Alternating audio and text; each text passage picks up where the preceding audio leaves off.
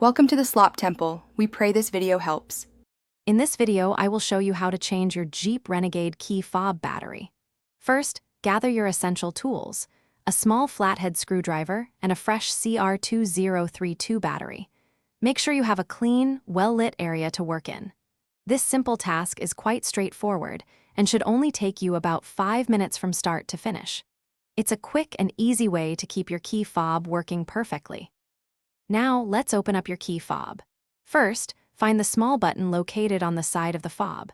Press this button firmly and then pull out the emergency key blade. With the key blade removed, you'll see a small slot. Carefully insert your small flathead screwdriver into this slot. Gently twist or pry the screwdriver to separate the two halves of the key fob casing. Take your time to avoid damaging the plastic. With the key fob open, you'll see the old battery. Before you remove it, take a moment to observe its orientation, noting which side is facing up. Now, carefully pry out the old CR2032 battery. It should pop out easily.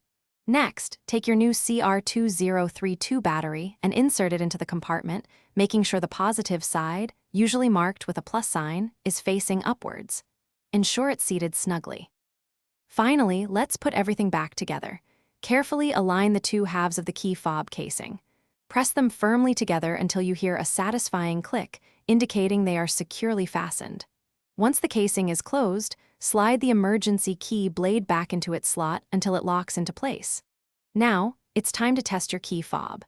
Try locking and unlocking your Jeep Renegade to confirm it's working perfectly. You're all set. Thanks for watching. Consider subscribing if we helped you.